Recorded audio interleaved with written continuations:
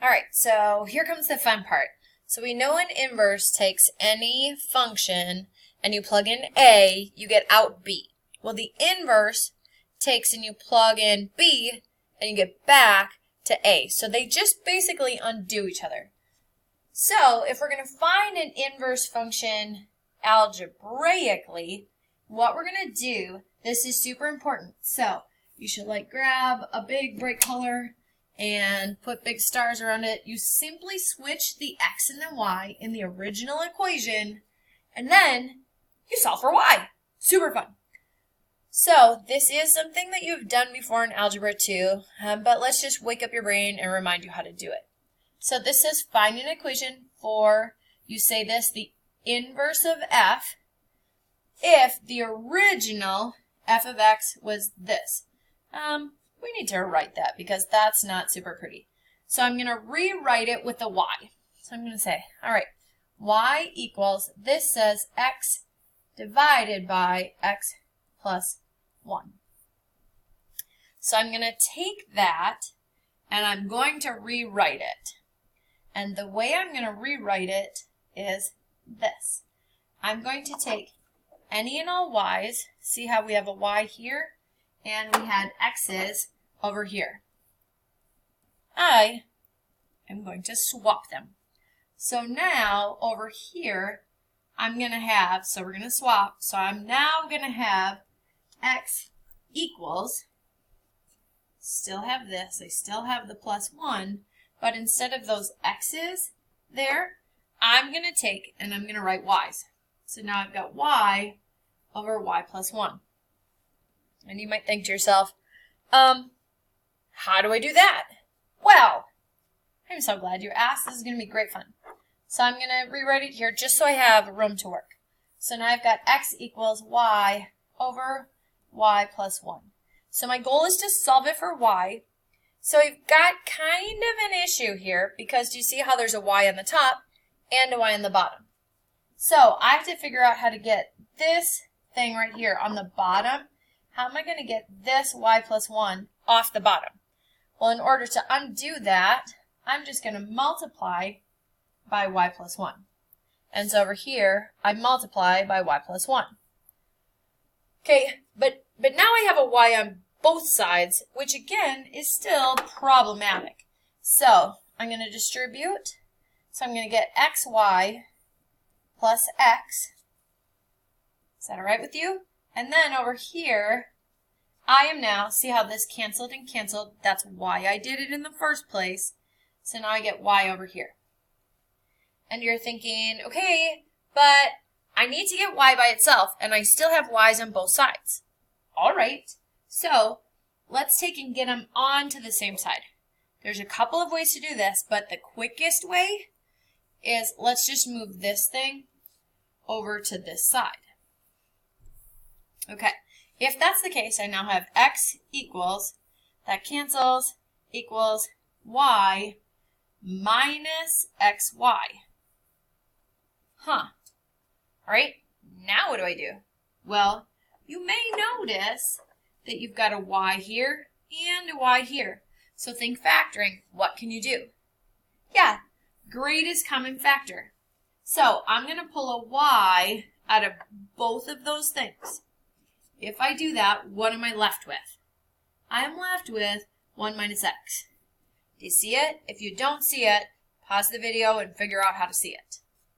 If you're like, what happened to the x on this side? Oh, there it is. All right. Again, my goal was to solve for that blue y right there. So what am I going to do? I'm going to just draw my line down. Divide by 1 minus x.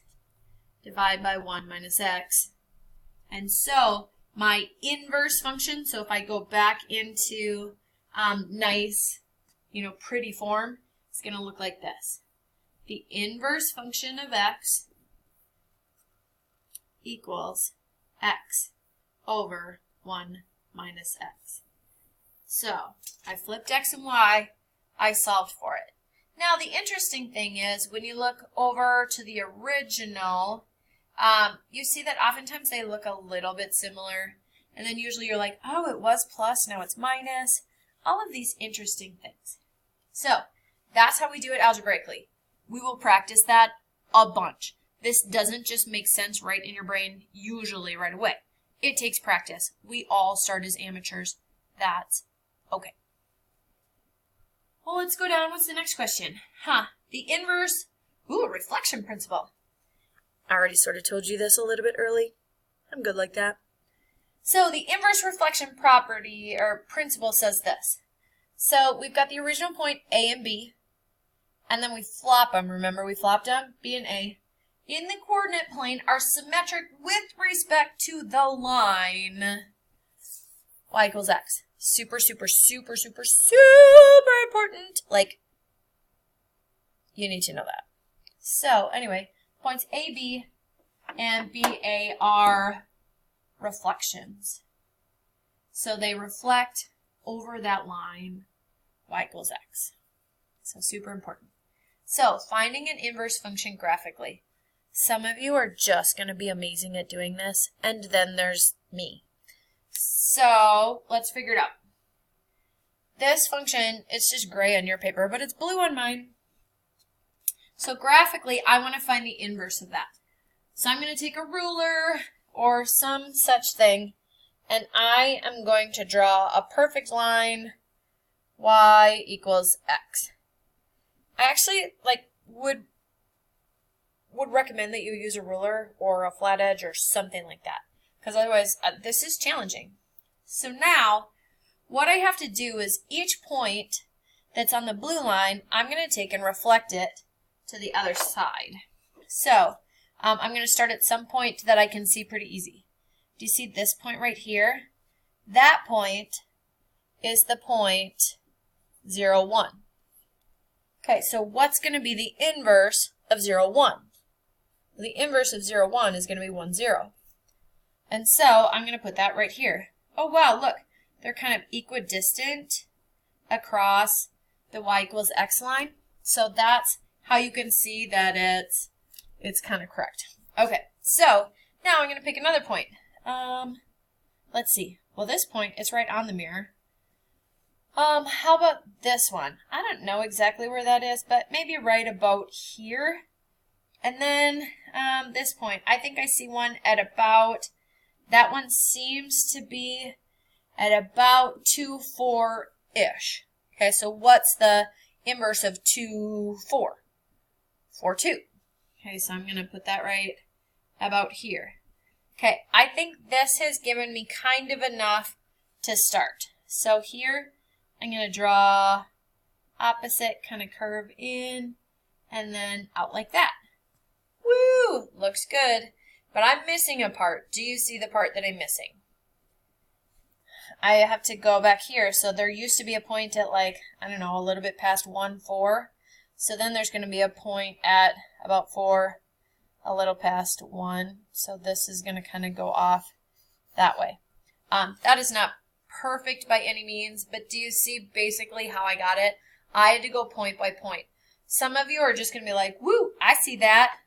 Okay, great. You could fold your paper in half and put it up against the window so you could see through it. All sorts of cool strategies.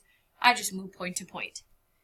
This is a perfect drawing of what the book would give us. So, that's just a quick rundown of how do we find an inverse function algebraically and how do we find one graphically. So in the next video, I'm going to give you a couple of examples that we can work through.